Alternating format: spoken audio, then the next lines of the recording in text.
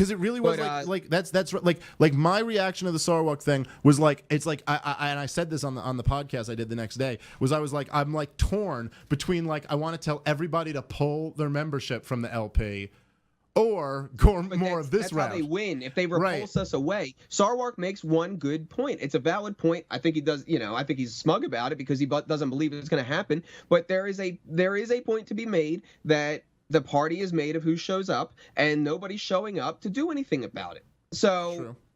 let's that is of a fair total point. and do something about it. Like we don't need a lot. Like I said, if you look at the media, they have reason. We have everybody that you just named.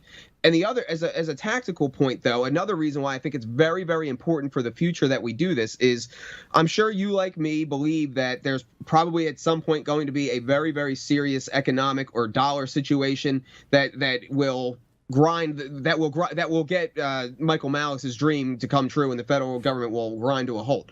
So if you accept that notion, right, I believe that it's going to become very important that we build up a presence in the local and state governments, because there's probably going to be a reflex from a lot of people to look to the state government. And if libertarians do not have a presence in the state government, we're not going to have the moral authority to point to the Fed and say, no, you were the problem and you caused this and we're out. Like Pennsylvania is gone. We're not accepting the solution to the problem that you caused, because they will do it, whether it's a globalist answer or a new kind of central banking currency. God only knows. It looks like they're already starting to invest billions of dollars in banker cryptocurrencies like Ripple that are made essentially backed by the Federal Reserve.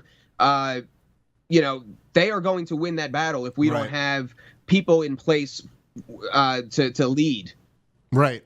Okay, no, I agree with you on that. I agree with you on the leader point as well, which is kind of, as you had said earlier in the podcast, kind of goes along with that as well.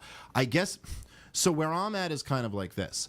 I think I agree with all that stuff you were saying, that we think they're kind of, this is the way things are going to go. There probably is going to be some type of economic event, something with the dollar. I think that there was, like, I really do start to look at this all from a cultural aspect. I've really come to the belief that is a lot of that is what's really important if we're going to get anywhere in terms of actual liberty. So I look at it like we need. But culture is a good argument for decentralization, because then you can control your area with your culture and have it be more localized and more in tune with your culture. So I think that is an argument that could be had about. Well, this is what I'm saying. Away from. Here's my point, right? So, with the gun debate, right? Like, they'll talk about how, like, one of the points that people who are pro-gun rights will use a lot is they'll talk about, Hitler, Stalin, and Mao, really bad people who took guns, and then people who are pro-gun control, they can point to examples like Australia or something like that where they take guns and, they don't end up going the Hitler route, right? Like, it's or somewhere like different places where they've had strict gun control, but it didn't lead to that disastrous of an outcome. But the point that we kind of understand is that, well, it certainly takes away at least a buffer for that from happening, right? So I look at culture in a lot of ways as being this buffer. Like, in America, as I was saying before, you're not going to get the guns like that. You just won't.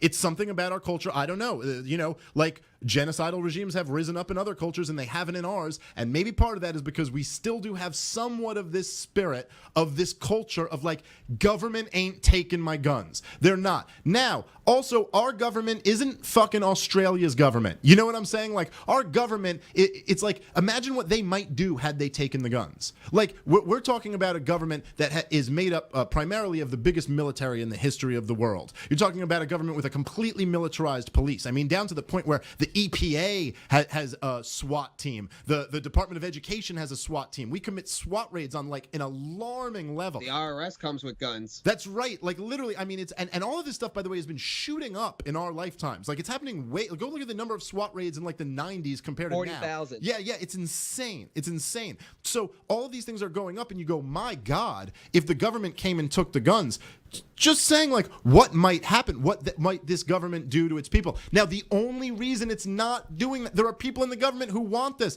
The last president, Nancy Pelosi, Dianne Feinstein, they've all openly praised the Australia gun policy, right? They all want this. It's just that we have a culture that won't fucking let them do it. And I really do. So my point is almost this, just agreeing with what you were saying, getting back to that. I go, what Ron Paul was doing was actually growing in a mass way the amount of people who had like a cultural awareness of freedom and believing in it and skepticism of government. And in that sense, I feel like I don't think there was really much of a hope that Ron Paul was going to get elected and actually start repealing this stuff. I think Michael Malice is right in the sense that that's going to have to happen on its own because of natural. Ron Paul himself is over about that. Yeah. Or open about that. That it's just going to grind to a halt the way that the Soviet Union did. Right.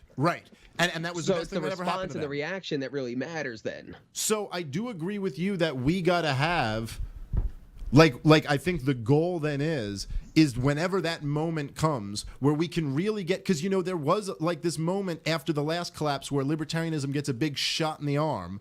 If we have another moment like that, can we get enough people on board that we actually create